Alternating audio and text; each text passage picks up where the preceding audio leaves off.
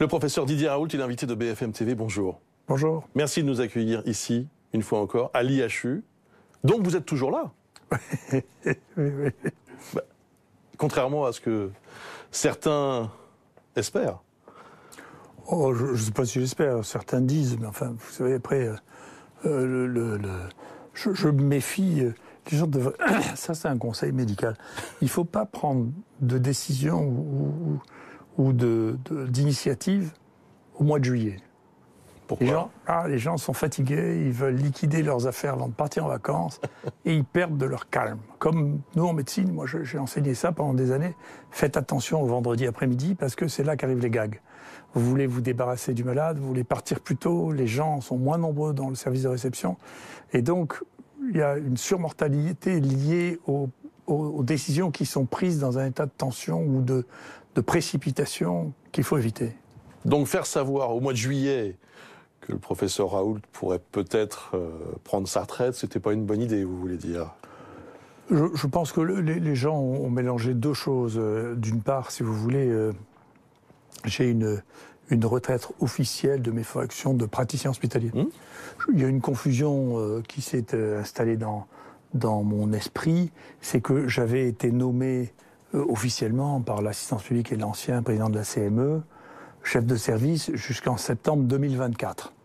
Mais pour que je puisse rester chef de service jusqu'en 2024, bien sûr, il fallait que je puisse être renouvelé ou proposé comme praticien hospitalier de 2021 à 2024. Bon, cette équipe-là n'a pas voulu le faire, c'est comme ça, c'est leur responsabilité, c'est leur responsabilité. Il faut déconnecter ça de l'Institut hospitalo-universitaire. Depuis le 31 août dernier, vous ne faites plus partie d'Aix-Marseille Université et des hôpitaux de Marseille. Mais en revanche, vous êtes toujours ici, donc, à l'IHU. Oui, je suis professeur émérite de l'université, donc je suis toujours attaché à l'université, j'ai des étudiants de l'université. Je ne suis plus praticien hospitalier de l'assistance publique de Marseille et j'ai un mandat qui est en cours de directeur de l'IHU. Et vous souhaitez poursuivre ce mandat ? On ne change pas un directeur comme ça, il faut aller chercher un nouveau directeur, il faut faire un appel d'offres, tout ça prend un temps, tout ça est programmé. Je comptais bien d'ailleurs arrêter mes fonctions de directeur maintenant, mais nous n'avons pas pu le faire parce que mon conseil scientifique, mon conseil d'administration m'a demandé de le reporter d'un an compte tenu de l'épidémie de Covid, ce qui je crois était raisonnable. Ce qui veut dire donc que vous quitterez ces fonctions dans combien de temps ? Dans un an, je pense que c'est dans un an, ce que j'ai prévu. Oui, enfin, je quitterai les fonctions de directeur de l'IHU. Oui. Ça, c'est votre souhait, mais il y a un conseil d'administration qui aura lieu en novembre. Oui. Il y a 20 membres qui votent. Ce conseil d'administration, techniquement, pourrait vous dire de partir à ce moment-là. Non. Est-ce que vous l'envisagez ? Non, il ne pourrait pas le dire dans une... Pourquoi ? Parce que il y a des statuts, si vous voulez. Les statuts, il y a une présidente élue, et c'est la présidente qui nomme le directeur, c'est pas le conseil d'administration. Elle vous a assuré de son soutien ? Oui, bien sûr. Oui. Donc, si je comprends bien, vous restez à votre poste, ici à l'IHU. Vous auriez pu aussi, d'une certaine façon, être agacé, voire plus, par les déclarations de M. Crémieux, de M. Jouve, qui vous ont clairement demandé de partir. Vous auriez pu aussi, de vous-même, quitter l'Institut. Vous ne l'avez pas fait, vous ne le faites pas. Non, compte tenu de ces paroles qui ont été assez vives. Oui, mais vous savez, écoutez, de bâtir un IHU comme ça, c'est une histoire très longue. Moi, j'ai créé ma première unité de recherche, j'étais encore interne en 1983. J'ai l'habitude de transmettre, de créer les choses et de les transmettre. Et de les transmettre pour qu'elles restent, qu'elles soient stables. Après, si vous voulez... Il y a des gens qui sont nommés à un moment, il faut se méfier aussi. Les gens devraient être toujours prudents juste après avoir été nommés parce que souvent il y a de l'hubris, si vous voulez. On a l'impression qu'on a tous les pouvoirs quand on vient d'être nommé et puis ça passe avec le temps. Donc il faut se méfier. Moi, c'est quelque chose que je me suis ordonné depuis 30 ans. À chaque fois que j'ai eu de nouvelles responsabilités, de faire très attention, de ne pas croire que ces responsabilités allaient au-delà de ce qu'elles étaient réellement. Donc il faut être prudent avec ça. C'est un des biais de l'homme, c'est comme ça. Ouais. Professeur Raoult, qui vous soutient encore ? J'ai entendu le maire de Marseille dire « il faut tourner la page ». Non mais encore une fois, comme je vous le dis, ni j'écoute, ni je lis, ni je regarde la télévision. Je fais mon devoir et globalement, l'opinion qui m'intéresse le plus, à la fin, c'est l'opinion que j'aurai de moi-même. Donc je fais ce que je dois faire. Et alors c'est quoi l'opinion que vous avez de vous-même? Ça va. Ça va. Oui. Oui, je me souviens que vous vous étiez même comparé à Mbappé dans un précédent entretien à BFM TV, ça avait fait beaucoup parler. Non, mais je trouve que, si vous voulez, compte tenu de ce que sont, de ce qu'est la société dans laquelle je vis et de ce que sont mes possibilités, je trouve que j'ai fait à peu près aussi bien que ce que je pouvais faire. Mais je m'excuse, je ne veux pas vous faire de reproches, mais vous savez, les journalistes sont plus attentifs à la médisance qu'à la réalité. Alors, je veux juste essayer de comprendre ce qui se passe en ce moment, ici à Marseille, entre vous et les personnes que j'ai citées. C'est quoi, c'est une guerre des chefs ? Je sais pas, je vous dis encore une fois, je pense que les gens qui viennent de se retrouver dans une situation de direction qu'ils n'avaient jamais eue ont une impression de pouvoir qui finit vite par être une illusion. Vous avez eu quelques mots au sujet du nouveau directeur général des hôpitaux de Marseille. Vous avez dit « je serais plus inquiet pour lui que pour moi, il devrait se calmer parce que les Marseillais... » dites-vous, j'ai testé un quart de la population marseillaise à l'IHU, ça laisse des traces. C'est une menace ? Non, mais pas du tout. Mais enfin, vous rendez pas compte. Quand vous promenez un jour avec moi à Marseille, vous vous rendez pas compte de ce que les gens m'aiment ici. Vous n'êtes pas réaliste. Quand les gens, regardez, ils sont tous passés ici, 250 000 personnes sont fait tester. Tous les gens à Marseille ont une personne de leur famille qui a été testée et soignée ici. Donc, si vous voulez, vous pouvez pas. Je suis pas un objet non identifié. Donc, il faut faire. Et effectivement, du coup, quand on s'attaque, pardon de vous couper, mais quand on s'attaque au professeur Raoult, on risque peut-être de voir la porte de son immeuble taguée. C'est ce qui est arrivé à François Crémieux. J'étais au Gabon, c'est pas moi qui l'ai fait. Je me doute bien que ce n'est pas vous, mais ça pourrait être certains de vos supporters. François Crémieux a porté plainte. Il a raison. Pour injure publique envers un chargé de service public, menace de crime ou délit contre les personnes ou les biens, à l'encontre d'un chargé de mission de service public. Et, de qui il parlait? Je sais pas. Je sais pas. Je sais pas de quoi moi. Vous savez, à la différence. Logiquement de vous. On verra. Paraît assez évident. Vous savez, je menace jamais personne. Ouais. C'est contre-productif. Si vous avez vraiment du mal à quelqu'un, il faut jamais le menacer. Donc je le fais pas. Et là, deuxièmement, je n'insulte jamais personne. Donc c'est pas ma nature, c'est pas mon truc. Après. Ouais. Mais vous regrettez ces incidents? Que quoi? Non, mais c'est indépendamment de moi. Écoutez, vous pourriez être solidaire de votre confrère. Regrette. Écoutez, je suis solidaire des gens qui sont solidaires avec moi. Donc, encore une fois, les gens ont soulevé un niveau d'énervement que j'arrive mal à comprendre, y compris ont réussi à faire croire. Moi, je regarde les chiffres de mon ancien service, et dans mon ancien service, c'est un des services dans lequel le taux de vaccination est le plus élevé de toute l'assistance publique. Il est plus élevé que ceux qui parlent en disant que je suis contre la vaccination. Ils devraient regarder juste la réalité. C'est le fantasme de professeur Raoult est contre la vaccination, mais c'est idiot. J'ai écrit un livre entier sur la vaccination. Mais alors justement, professeur Raoult, c'est l'un des objets de cette interview. Est-ce qu'on pourrait clarifier les choses une bonne fois pour toutes?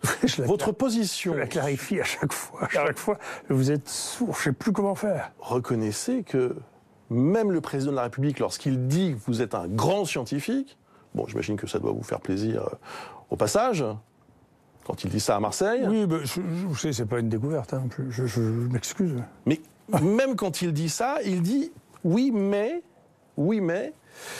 la parole médiatique du professeur Raoult a pu créer des phénomènes de rejet. Non, mais écoutez, c'est le président qui l'a dit. Écoutez-moi.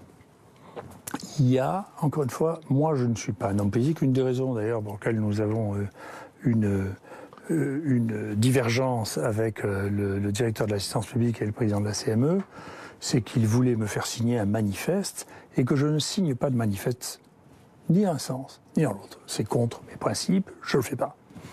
Moi, je fais de l'information sur la science.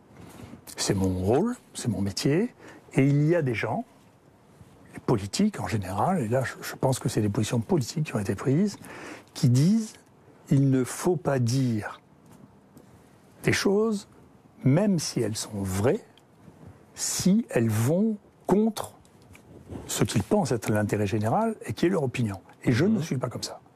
Et donc, de manière très intéressante, parce que dans cette crise de nerfs associée à cette maladie, je voyais, j'avais mis 3 journaux de nature récents, de 1 mois, qui reprennent tout ce que j'ai dit au cours du temps, que moi je vois tout de suite, et qui disent la même chose que moi.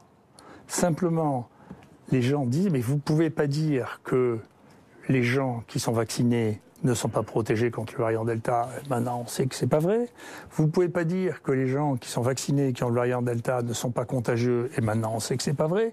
C'est ça qui excite les gens, c'est de dire, écoutez, vous ne pouvez pas dire quoi que ce soit qui remette en cause la solution idéale que va être le vaccin. Moi, je pense que mon métier, ça n'est pas ça. Et plus généralement, intellectuellement, je pense qu'il ne faut pas croire et ne pas faire croire aux solutions miraculeuses, parce que quand on voit que la solution n'est pas miraculeuse, les gens sont désespérés. C'est mon avis. Maintenant, encore une fois, moi, je vous défie de voir quelque chose que j'ai dit qui n'était pas simplement scientifique. Non, il y a une différence entre ce que vous dites, vous, et ce que dit, en gros, le Conseil scientifique, le ministre de la Santé, le Premier ministre et le Président de la République, qui, eux, disent vaccination pas obligatoire, bien sûr, parce que ce n'est pas le terme qui est retenu, mais fortement encouragé, jusqu'aux adolescents de 12 ans. Vous apportez des différences par rapport à ce discours. Vous avez des différences de fond. Non, encore une fois, moi, ce que je dis, je vais essayer de vous expliquer les choses, mais des fois, c'est compliqué. La première chose, par exemple, si vous voulez, moi, j'ai écrit un article il y a 3 mois, dans l'Oncet, qui n'est pas pris, mais qui est sur mon DOI, en disant, écoutez, il ne faut pas vacciner les jeunes femmes avec AstraZeneca, elles font des thromboses. Donc, d'oser dire quelque chose contre le vaccin à l'époque était épouvantable, mais en Angleterre, qui produit le vaccin AstraZeneca, on recommande de ne pas vacciner les gens de moins de 40 ans. Je n'ai pas dit une horreur, j'ai parlé de science. D'accord ? Donc, AstraZeneca est quasiment écarté de la vaccination en France. Aujourd'hui, je veux dire. Non, mais quand moi j'ai dit ça, personne ne disait ça. Donc, c'est simplement, j'ai essayé de l'expliquer. Moi, je vois les choses précocement, je dis faites attention, parce que cette chose-là est un problème. Voilà. De la même manière, quand on prend des positions ici en disant, écoutez, ça c'est la science, et que nos collègues européens d'Europe du Nord font l'inverse, on peut se poser la question si c'est une démarche scientifique ou une démarche purement politique. Donc la démarche politique, je la conteste jamais. Si on me demande, je dis écoutez, ce qui est la loi, c'est la loi. Après, est-ce que ça, c'est basé sur des données scientifiques sur lesquelles les uns et les autres sont d'accord ? Vous voyez, le dernier truc, c'est le vaccin chinois. Il y a les Marocains qui ont un vaccin chinois, et si on leur dit le vaccin ne sert à rien, et s'ils vont en Islande ou en Irlande, on leur dit le vaccin marcherait bien. Donc il y a quand même des problèmes qui sont des problèmes scientifiques. Et justement, 50 millions de Français vaccinés, en tout cas avec une dose. 50 millions, là quasiment, on y est. Et finalement, la 4e vague, on voit que les chiffres sont d'abord absolument pas atteints, ce qu'on avait pu connaître précédemment, et surtout sont en train de baisser considérablement. On voit aussi que pour ce qui concerne les cas graves, hospitalisation, réanimation, on a des taux de 80-85% de gens non vaccinés qui se retrouvent dans cette situation. Est-ce qu'au fond, ces 2 données-là, toutes simples, là compréhensibles pour tout le monde, pour le grand public, ne suffisent pas à valider cette stratégie du tout vaccin, en quelque sorte ? Si vous voulez, encore une fois, les stratégies et les décisions politiques, c'est le temps qui les juge. Mais sur les données que moi je connais, celles que vous avez, je ne sais pas d'où elles viennent, mais moi, les miennes de données, je sais d'où elles viennent. Les gens qui actuellement, d'abord... Données officielles, enfin bon... Globalement, si vous voulez, la mortalité chez les vaccinés et non vaccinés est à peu près la même. Et ce variant, contrairement à ce qui est dit dans la presse, etc., tue beaucoup moins. Nous, le taux de mortalité de ce variant, sur nous, les données auxquelles on a eu accès, est de 0,6%, et celui de l'assistance publique est de 0,8%, contre plus de 3% pour les variants précédents. Chez les non-vaccinés, d'accord ? C'est un premier point. La maladie est moins mortelle je pourrais vous expliquer, si un jour la science vous intéresse, je vous expliquerai comment ça se passe. La deuxième chose... Ça nous intéresse. Si on est là, c'est que ça nous intéresse. La deuxième chose, je pourrais vous expliquer pourquoi ça diminue. Mais la deuxième chose, c'est que les gens qui meurent, je l'ai dit, les gens qui meurent auraient dû être vaccinés. Parce que la population qui est morte, c'est la population dont on sait qu'elle meurt. La population à risque. C'est la population à risque. Et ça... Pour moi, je l'ai dit, c'est une véritable priorité de santé publique, c'est d'y aller, et d'y aller, mais y compris individuellement. Mais des études montrent aussi, par exemple, que la vaccination massive, y compris jusqu'aux plus jeunes, a permis d'éviter 50 000 morts. Non, mais après, c'est des modèles. Honnêtement, regardez, vous savez d'abord... C'est pas rien. Non, mais c'est vous qui dites que ça a évité 50 000 morts. C'est pas moi, c'est pas moi qui ai fait l'étude. Non, mais c'est les gens qui font des modèles. Moi, je crois jamais aux modèles. C'est pas. Sauf les vôtres. Pas plus. Moi, je fais pas plus de modèles que les autres. Je crois pas aux modèles. Bon. C'est des spéculations en considérant qu'on connaît tous les éléments de données. C'est un fantasme. Mais regardez, il y a des pays, les premiers pays qui ont eu les taux de couverture les plus importants sont ceux qui ont vécu les épisodes épidémiques les plus importants. Ce que vous dites est vrai en France. Il y a eu à peu près 65% du pic maximum de ce qu'on avait eu. Si vous regardez en Islande, le pic a été plus important avec le variant alors qu'il y avait une couverture vaccinale supérieure à la nôtre. Vous regardez en Israël, le pic a été absolument extraordinaire. Donc tout ça, c'est le petit bout de la lorgnette, c'est-à-dire moi je sais le faire aussi, si je veux je prends juste une donnée, de celle-là je la manipule, et puis quand on voit qu'elle est fausse, je passe à une autre donnée en disant non mais celle-là elle est vraie, mais tout ça c'est pas de la science, c'est de la communication. Et moi je fais pas de la communication, je fais de la science. La science, vous dites donc, on vaccine les personnes à risque, et c'est tout ? Non, il y a un taux de protection sur lequel à peu près... Enfin, les gens qui ont travaillé en analysant les données, nous on a les mêmes. Il y a un taux de protection vis-à-vis de ce variant-là qui est de l'ordre de 50 à 60%. C'est-à-dire que ça diminue le risque d'infection de 50 à 60%. C'est à peu près ce que l'on a sur ce vaccin, comme ce qu'on avait sur AstraZeneca. Le risque d'infection, mais pour ce qui concerne les cas graves, le plus important. Encore une fois, vous allez me répéter la même chose, je vais vous répéter la même chose. Les cas graves, dans cette maladie, la mortalité est très inférieure et les cas graves sont très très inférieurs à ce que l'on voit. Et je suis très content parce que ces données-là, je les ai eues aujourd'hui, oui. Il y a les miennes, et puis tout le monde peut toujours soupçonner que je cache les morts ou je fais je ne sais quoi. Mais c'est celle brute de toute l'assistance publique. On regarde, voilà, combien il y a de malades diagnostiqués, là, depuis, on sait depuis quand il y a le variant Delta, combien il y a de gens qui sont morts, et après, on ne peut pas dire à la fois il y a moins de gens vaccinés infectés, c'est vrai, et dire il y a moins de morts, mais c'est à cause du vaccin. Non, il y a moins de morts, et il y a moins de gens infectés, vaccinés, donc je vous le dis, je le répète, je pense que ce vaccin est protecteur, il protège à peu près 50 ou 60% des infections, et que les gens qui sont infectés, qu'ils soient vaccinés ou qu'ils ne soient pas vaccinés, et qui font partie des groupes à risque, sont des gens qui risquent de mourir, et qu'il faut surveiller, vacciner, il faut vérifier leur sérologie, il faut se concentrer sur la population la plus fragile. Donc je dis la même chose, je répète la même chose, et je ne vois pas ce qu'il y a d'incompréhensible dans ce que je dis. Bon, du coup, vous n'êtes toujours pas vacciné. Ça ne vous regarde toujours pas.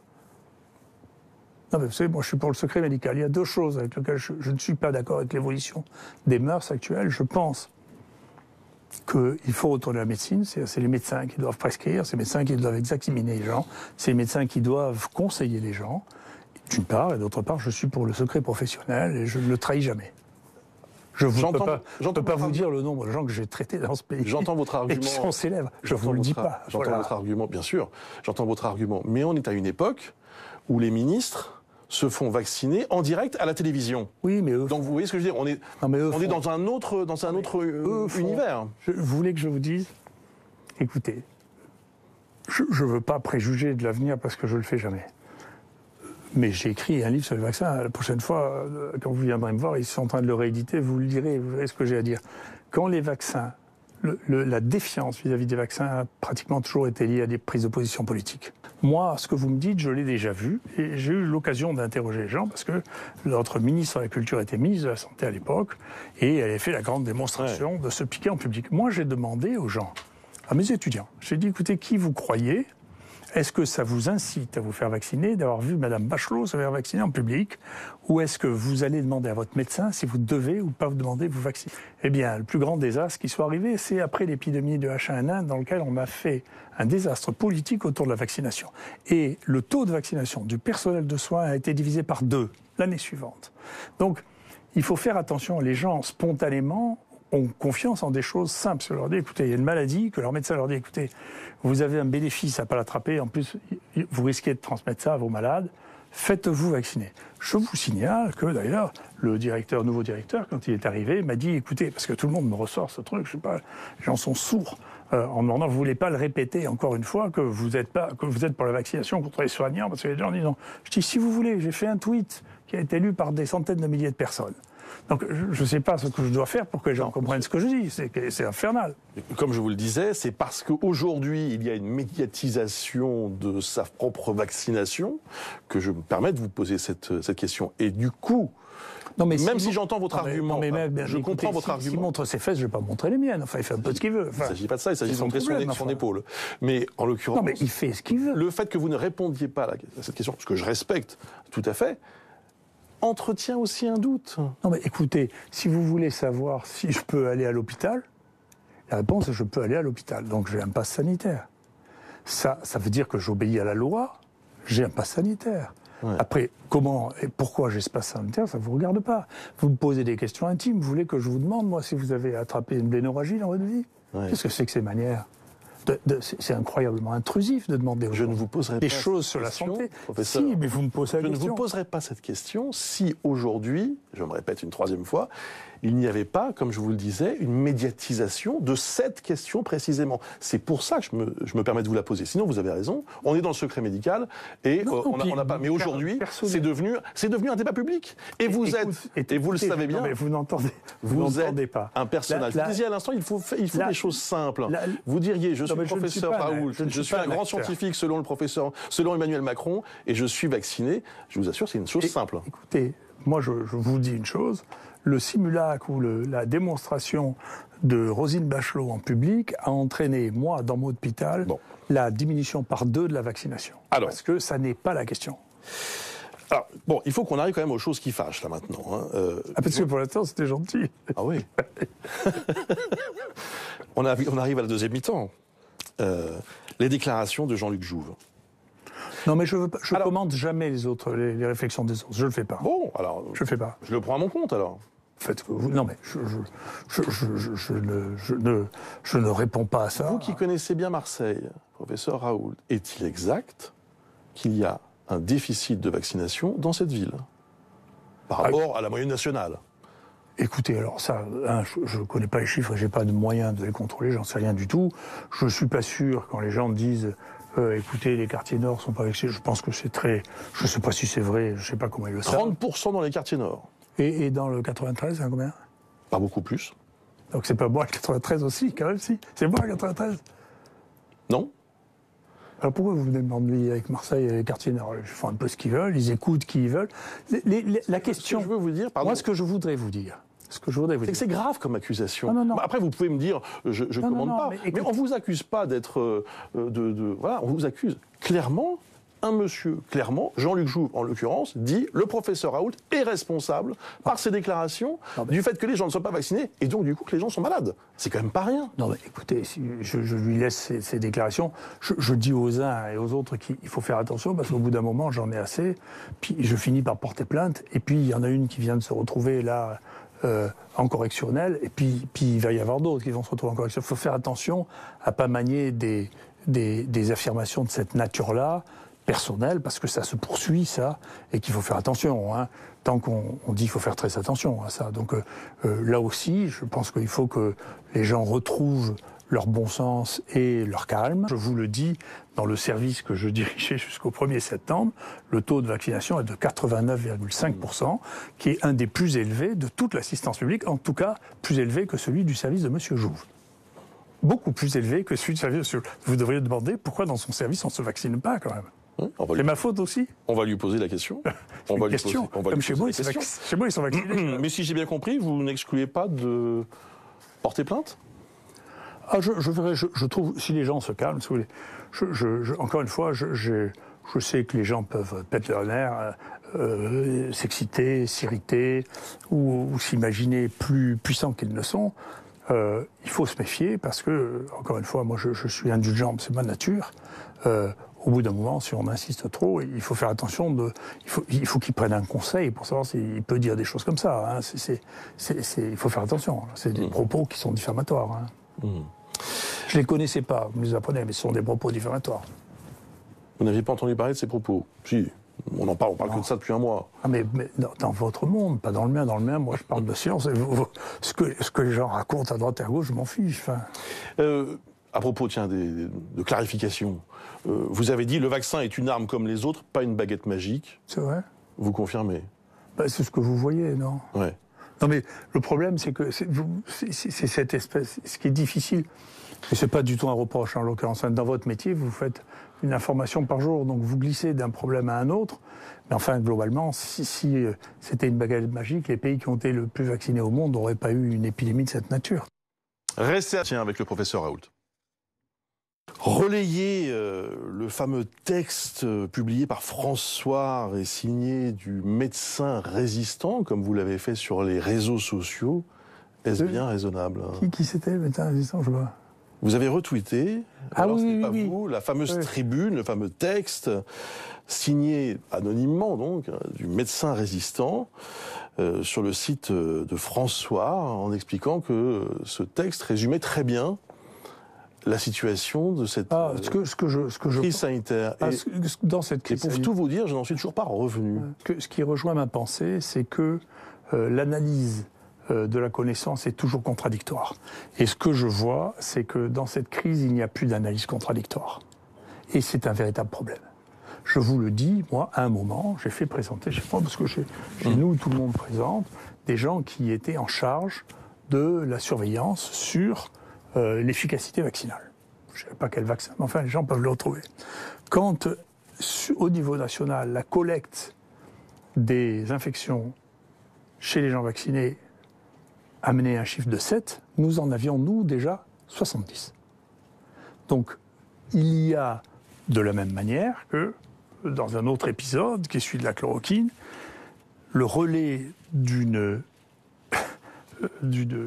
d'un fantasme absolu que l'on a appelé le Lancetgate, qui était d'ailleurs pas du tout randomisé, alors qu'on passe tout le temps à nous bassiner avec des randomisés, mais l'étude observationnelle inventée entièrement, n'a pas été contredite. Les gens ne sont pas arrivés en disant, écoutez, on a fait des bêtises, on a arrêté tous les essais thérapeutiques en cours à cause d'une bêtise.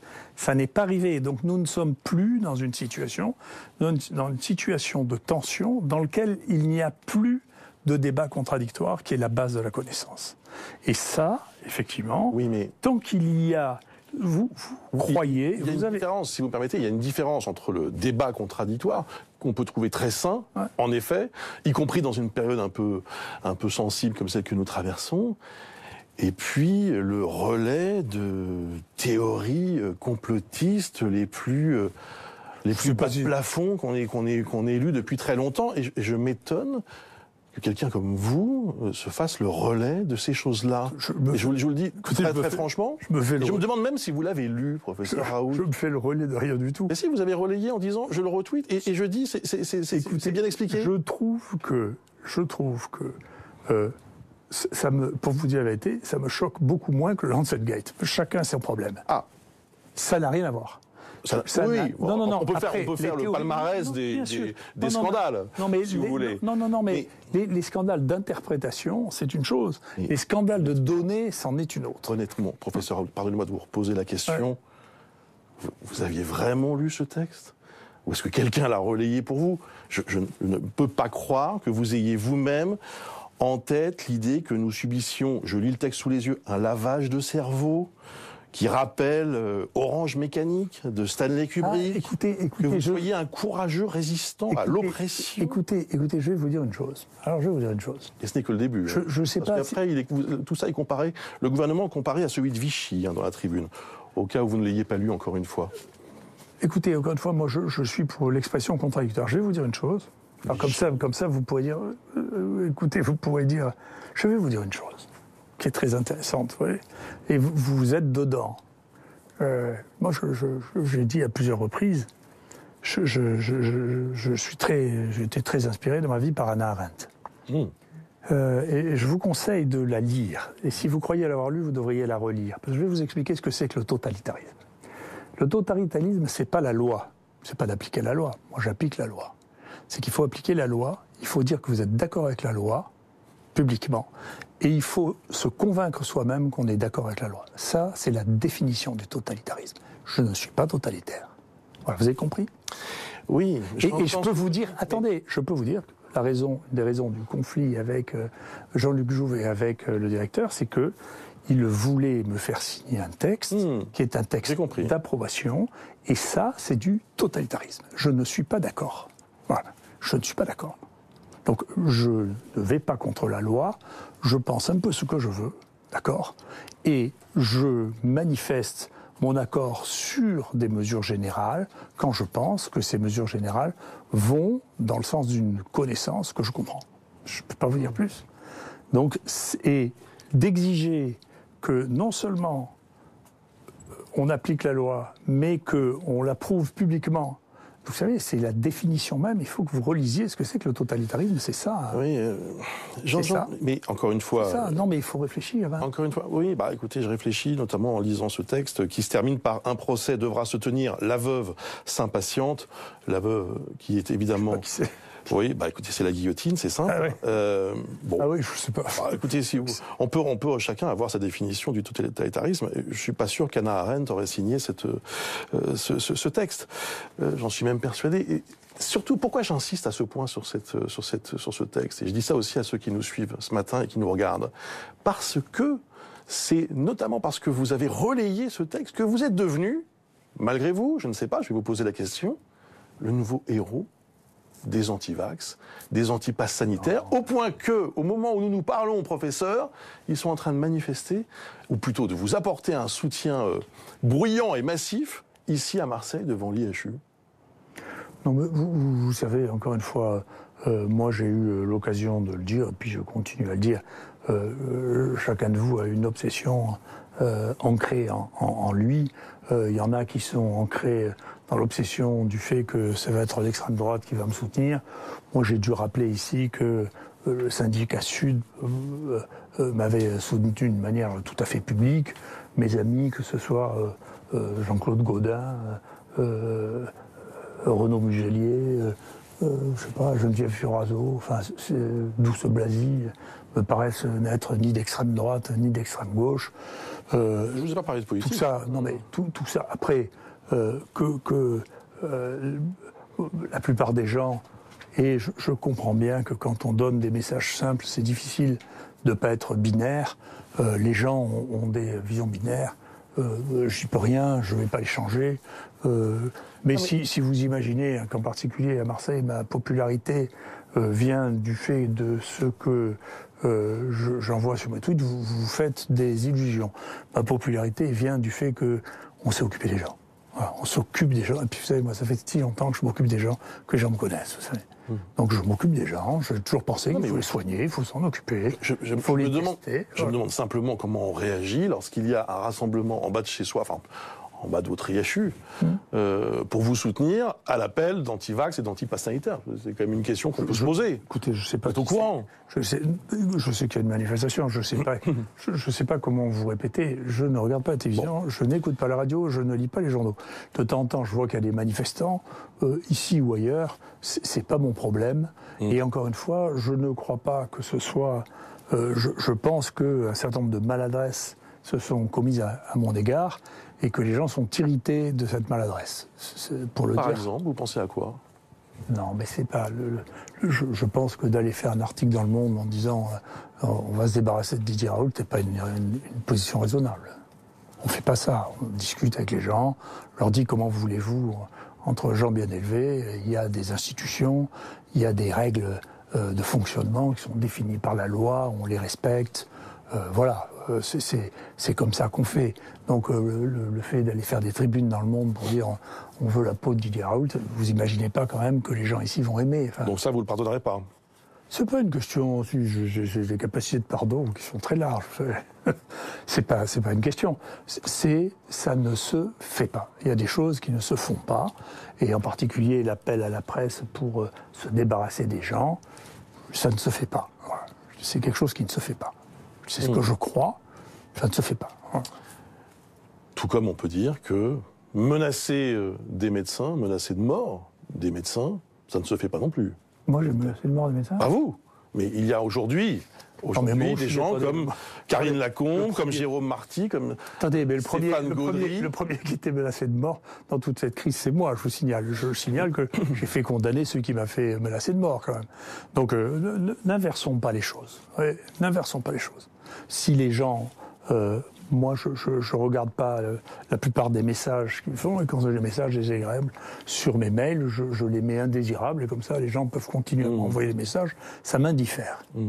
Parce que c'était aussi l'objet, évidemment, de cette fameuse tribune dont je parlais à l'instant dans François. Donc ces fameux médecins, vos confrères, consoeurs, disent qu'ils sont très inquiets d'être menacés, même physiquement. Le docteur Jérôme Marty dit il va y avoir un drame, il va y avoir un passage à l'acte.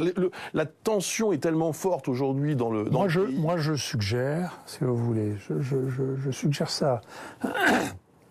J'ai eu l'occasion de le dire, d'ailleurs. Je trouve, moi aussi, que le niveau de tension qui a été développé dans cette maladie et sur lequel il y a trop de surenchérissement est dangereux. Je crois que c'est dangereux. Profondément, je crois que c'est dangereux. Je pense que c'est dangereux. Vous n'y avez pas un peu contribué ? Non, écoutez, arrêtez de parler de science et de communiquer sur la science. Ça n'a rien à voir avec le fait de menacer les gens ou de... Attendez, vous savez le nombre de fois où j'ai tâté tous les noms sur vos plateaux. Enfin, c'est inouï.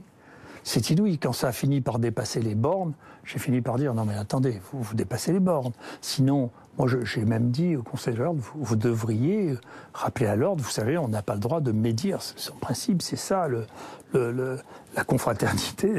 On n'a pas le droit d'insulter en public un médecin en donnant son nom, on n'a pas le droit. Moi, je ne sais pas combien de personnes m'ont insulté, mais c'est quelque chose d'inouï. Attendez, c'est amusant, encore une fois. C'est intéressant de discuter avec vous, mais c'est surréaliste. Ça fait 1 an et demi que tout le monde m'insulte sur tous les plateaux de télévision. Je n'ai jamais insulté personne, je n'ai jamais menacé personne. Jamais. Aujourd'hui, quels sont d'ailleurs vos regrets depuis le début de cette crise sanitaire? Est-ce que... Ah non, moi, j'ai pas de... vous savez, alors, vous non plus, vous intéressez pas beaucoup à ce qu'on fait pour de bon. Mais ce qu'on fait pour de bon, c'est qu'on a testé, on a fait 800 000 tests. Il y a 320 000 personnes qu'on a testées, dont 220 000 sont venues ici à l'IHU pour se faire tester. On a fait le diagnostic chez 51 000 personnes. On a testé 34 000. On a commencé à faire des génomes dans ce pays. Là aussi, peut-être qu'il ne fallait pas dire qu'il y avait des variants. C'était devenu un point ridicule. Vous ne vous intéressez pas aux mêmes choses que moi. Vous savez, quand je dis, vous savez, les variants. Les variants, le journal Nature a commencé à parler des variants dont nous parlions, nous, en juillet 2020, en juillet 2021. D'accord ? 1 an après. D'accord ? Quand je parlais des variants, vous aviez quand même un virologue, le ministère de la Santé, qui disait les variants n'existent pas. Ce qui, pour les virus à ARN, est vraiment une énorme surprise, parce que moi, j'enseigne ça en 2e année, quand même. Donc, si vous voulez, je suis surpris que les gens ne sachent pas que ça passe son temps à muter, les virus à ARN. En plus de ça... Il y aura combien de variants encore, d'ailleurs ? Vous avez une idée ? Enfin, je veux dire, ça va continuer combien de temps, cette affaire ? Je ne sais pas. Il y a une chose qu'on voit qui est très intéressante, qui est... le contrôle des épidémies. En réalité, ça c'est une... Alors ça va être compliqué pour vous, mais je vais essayer de vous l'expliquer. Il y a un conflit intellectuel... calmement, je pense que je peux essayer de comprendre, vous savez. Je suis toujours calme, sauf si on est grossier avec moi. Personne ne l'a été ici, je crois. Non, pas du tout. Mais vous avez vu comment je suis aimable aussi. Je suis étonné, vous n'avez pas encore mis un terme à cet entretien en arrachant votre micro. Je me disais, vous êtes un peu fatigué aujourd'hui. Est-ce que j'ai l'air fatigué, franchement ? Il y a une différence de perception très importante de cette maladie par les différents intervenants. Il y a les politiques au sens large qui pensent qu'une décision politique, et qui parfois sont pris, je comprends parce que j'en ai vu beaucoup, qui se sentent un rôle de sauveur.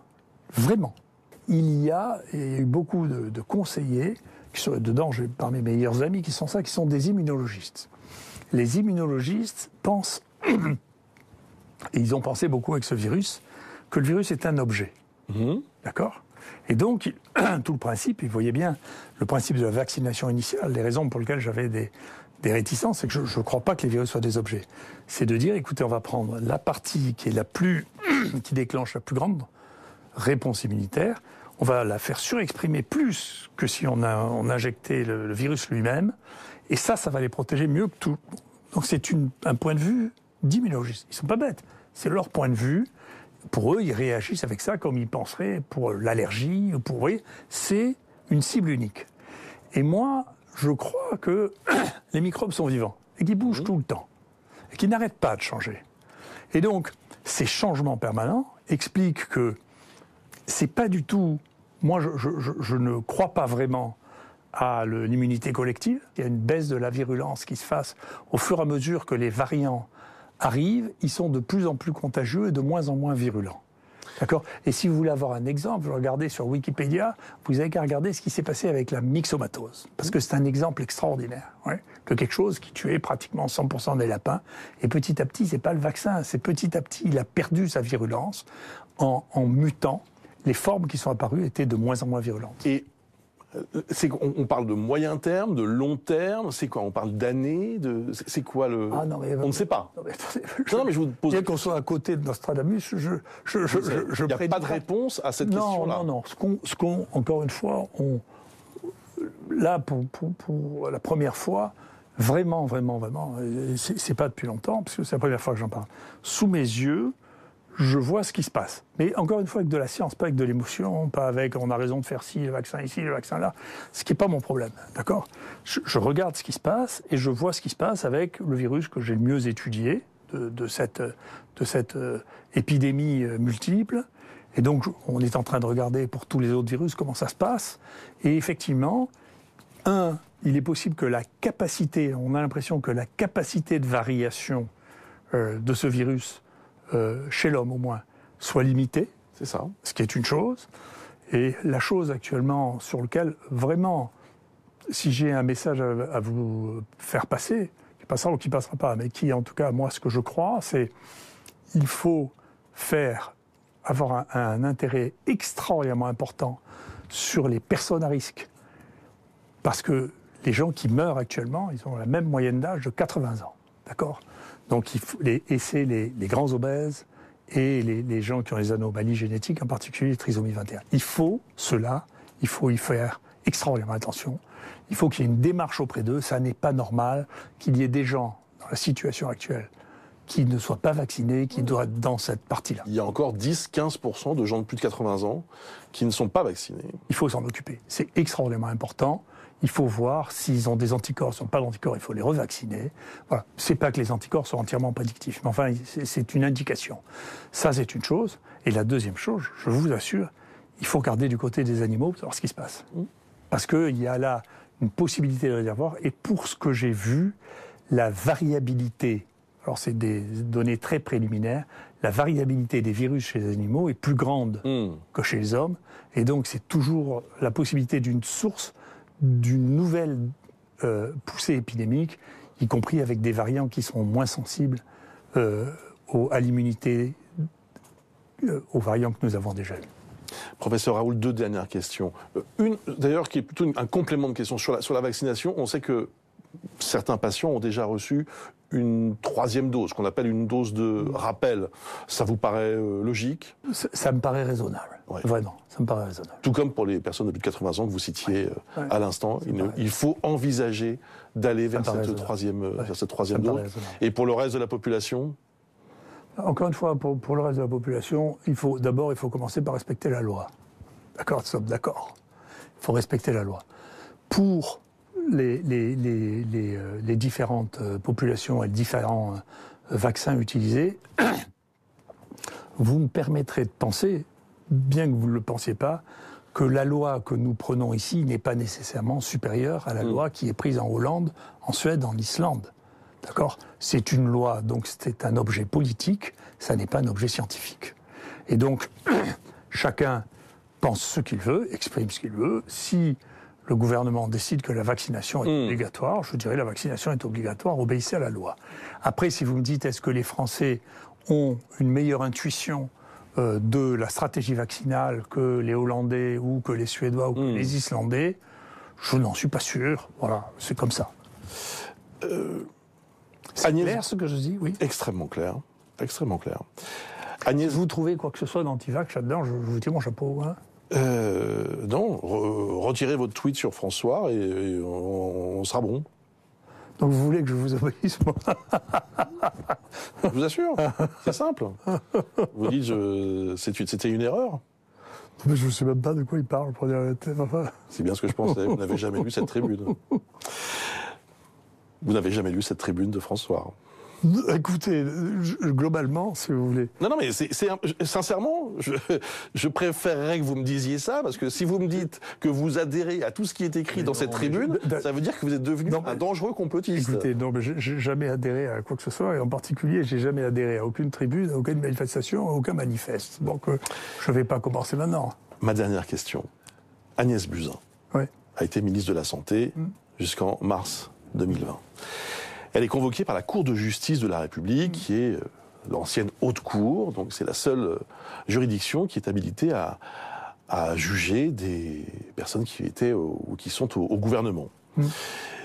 Qu'est-ce que vous en pensez? Est-ce qu'en effet, selon vous, là je sais qu'on sort de votre domaine scientifique, mais les responsables, ce sera sans doute aussi le cas de son successeur Olivier Véran, peut-être même le Premier ministre, est-ce que selon vous, les responsables politiques qui ont eu à mener cette campagne sanitaire, cette stratégie sanitaire, doivent répondre de leurs actes devant la justice?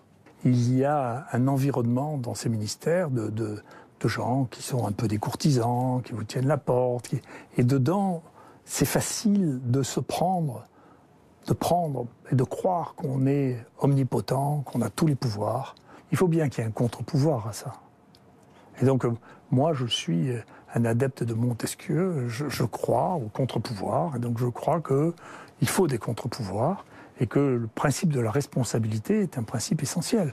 Donc après, moi, je souhaite de malheur à personne. Donc ça ne vous choque pas qu'un ministre doive soit ensuite appelé à répondre devant la justice? Ce sont des plaintes qui ont été déposées, qui ont été retenues par la Cour de justice de la République, et qui ensuite donc, conduisent à cette convocation qui pourrait déboucher sur une mise en examen. Ça ne vous choque pas particulièrement? Au contraire. La responsabilité politique, c'est une responsabilité, c'est une vraie responsabilité. Oui, bien sûr. Mais il y a aussi... on peut aussi dire que c'est une judiciarisation de notre vie publique. Non, mais la judiciarisation... Vous-même, vous pourriez vous retrouver, après tout... Oui, il y a des gens qui ont essayé. Inquiétés par la justice pour avoir... Il y a des gens qui ont essayé, pour l'instant, ils n'ont pas réussi. Vous avez été, c'est un secret de polichinelle, opposé, au moins en partie, à la stratégie du gouvernement pour lutter contre cette pandémie. Vous avez même claqué la porte du conseil scientifique au début de la crise. Non, mais ce conseil scientifique, je n'étais pas d'accord factuellement avec ce conseil scientifique, dont j'estime, et je continue à penser qu'il n'était pas un conseil scientifique. Et donc il s'est retrouvé à être quelque chose d'à cheval sur des recommandations politiques et sociales qui n'est pas le rôle d'un conseil scientifique, mais par contre, en revanche, je suis extrêmement critique sur la politique scientifique de la France dans ce domaine. Moi, je me suis fait engueuler parce que je testais les gens avant qu'on teste tout le monde. D'ailleurs, Agnès Buzyn, vous avez empêché de tester les personnes qui ont été rapatriées de Wuhan? Non, mais ils s'étaient rentrés dans le ministère, une espèce de délire en disant qu'il ne fallait pas les tester. Alors que les gens étaient demandeurs, enfin ils revenaient de Chine, ils voulaient savoir s'ils étaient porteurs ou pas. Mais il fallait demander à un comité de protection des personnes si on avait le droit de faire le diagnostic chez les gens, de trucs. Donc c'est arrivé à un niveau assez étrange. Mais encore une fois, j'ai pensé ça, je l'ai dit. J'ai dit qu'il fallait prendre en charge les malades quand on disait qu'il fallait pas les prendre. Et moi, j'ai entendu que la Haute Autorité de Santé a dit qu'il fallait les prendre en charge. Là, j'ai vu ensuite que la HAS recommandait aussi de leur donner des antibiotiques, qui sont des choses, alors qu'au début, on leur disait que de leur donner de Doliprane. Donc, je crois que tout le monde a fini par être d'accord parce que je disais.